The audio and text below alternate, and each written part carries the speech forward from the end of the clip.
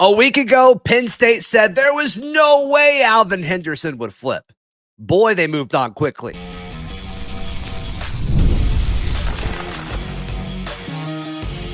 You are Locked On Auburn, your daily podcast on the Auburn Tigers. Part of the Locked On Podcast Network, your team every day.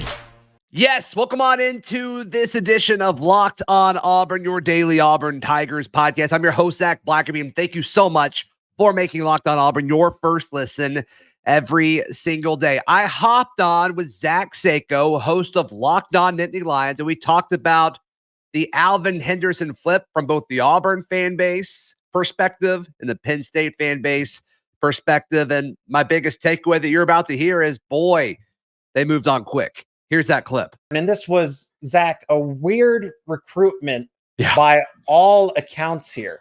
From the second he committed, I heard everybody saying that eventually he will flip. So don't get too comfortable here. Alvin Henderson's going to flip to Auburn when all's said and done before signing day, and even earlier before that. And I feel like it happened a lot sooner than anticipated. Brian Smith, who helps with coverage down in Auburn, he's part of the network here. He's on our shows a lot, right? And he said by the end of the summer. So how did this all just come about? How did this happen? I think Alvin always was going to end up at Auburn. I think he loves this coaching staff. I think he loves a lot of the folks that are on the team. He's really connected with the recruiting class, the eventual commits for Auburn. To me, I think it was always about when was it going to happen, like you said. Mm-hmm.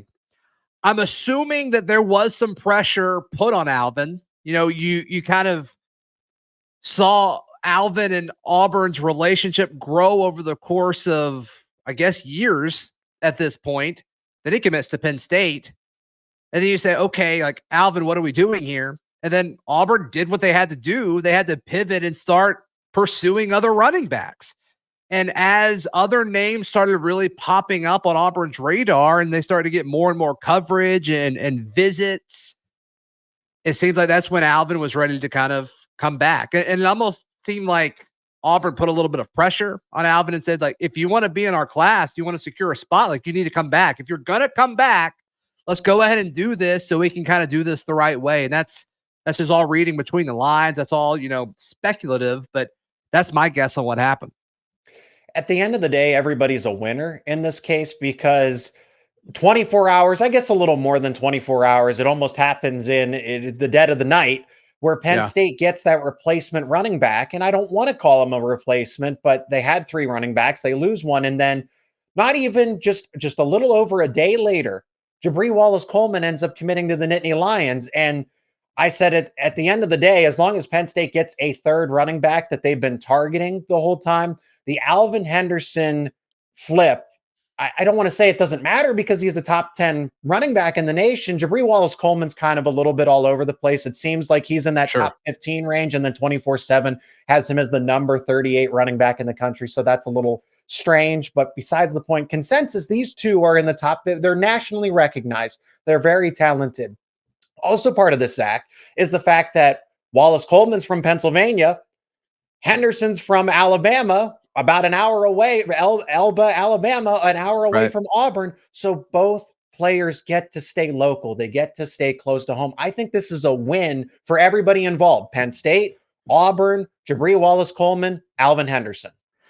Yeah, I mean, that's a huge aspect of why he is so important for Auburn is Hugh Freeze, especially with the transitional period of what's happening in Tuscaloosa with Nick Saban stepping away at Alabama. Hugh Freeze and this Auburn staff, they see this as an opportunity to send the message, say, hey, let's get as many top players in the state of Alabama as possible. Alvin Henderson is the top running back in the state of Alabama. So, from a messaging standpoint, I think it's huge. Also, Alvin is legitimately a really good running back and a good player, as you've mentioned several times there, Zach. So, sure, yeah, the Penn State staff, like, they're good at what they do. They had to know this was an option. And I guess with the timing of that, they were probably pretty aware of the timeline of what was going to happen.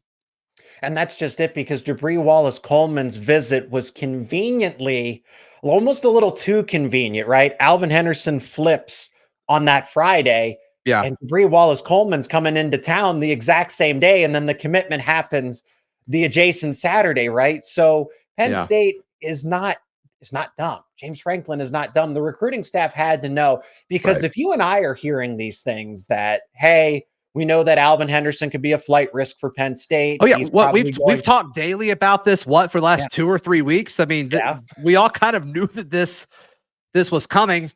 I want to hear your thoughts, like the Penn State side of this, in regards to, okay, it was down to Auburn and Miami, then Penn State sweeps in and kind of gets his commitment when he made that first announcement, but then he goes to Penn State on the official visit and talks about how locked in he was. And then you start hearing all these rumors that he's about to flip.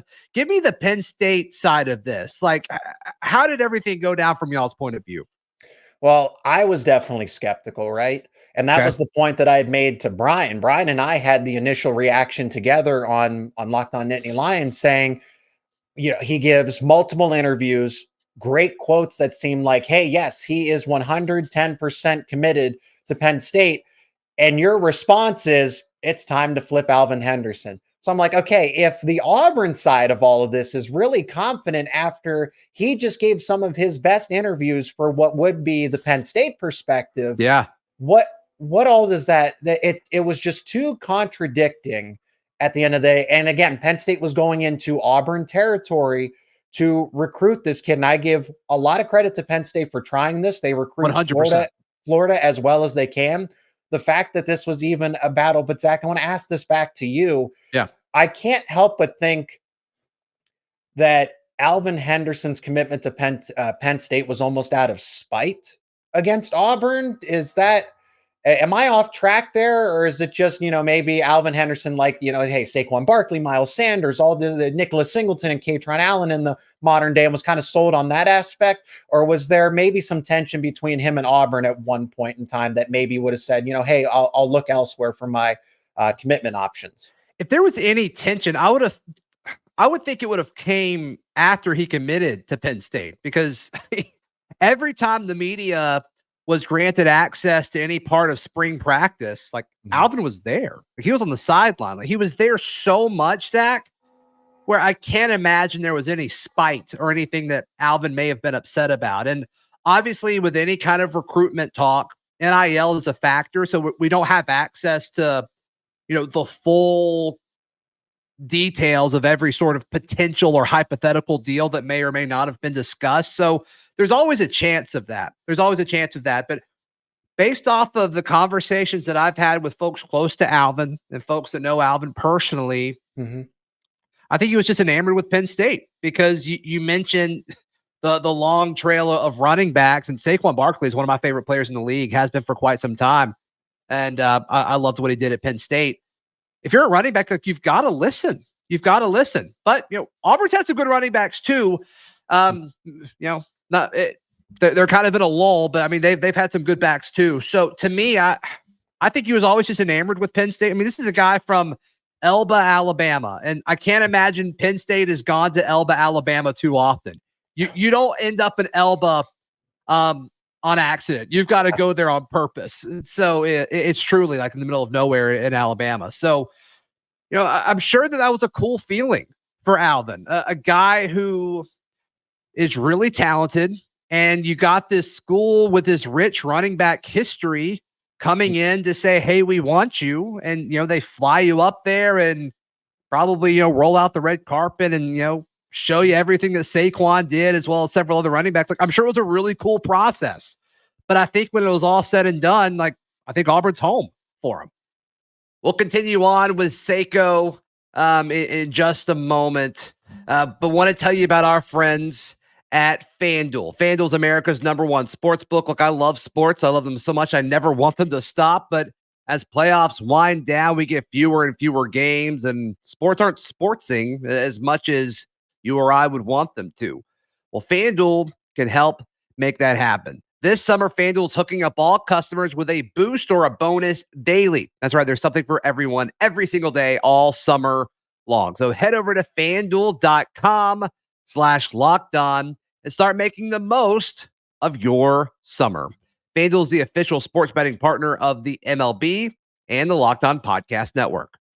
And that's just where it felt like a waste of time in some sort of sense. Sure. Because he turns around with those final interviews, giving the most recent quote saying, "I always knew Auburn was home. Hugh Freeze treated me like a priority." I don't think that's a slight at James Franklin, that they definitely made Alvin Henderson a priority with the way that they recruited him and tried to get him in the most convenient situation possible. And then the message to him as well, again, in Alabama, going to recruit in Alabama when they're up in Pennsylvania.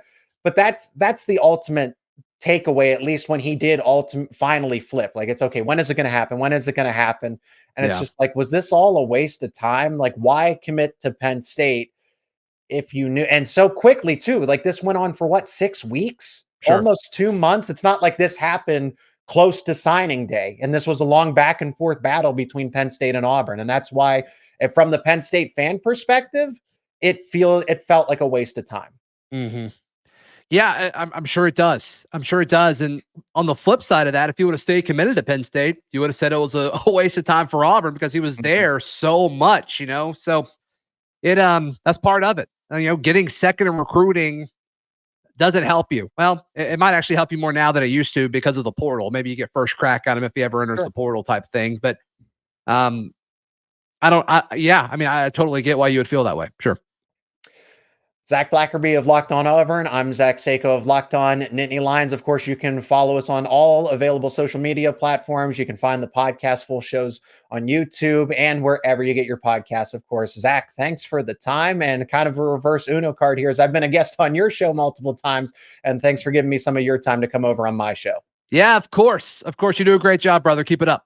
Thank you to Zach Seyko of Locked On Nittany Lions for having me on. Be sure to check out his show. He does a fantastic job. Please like the video. Please subscribe, and we will see you tomorrow. This has been Locked On Auburn.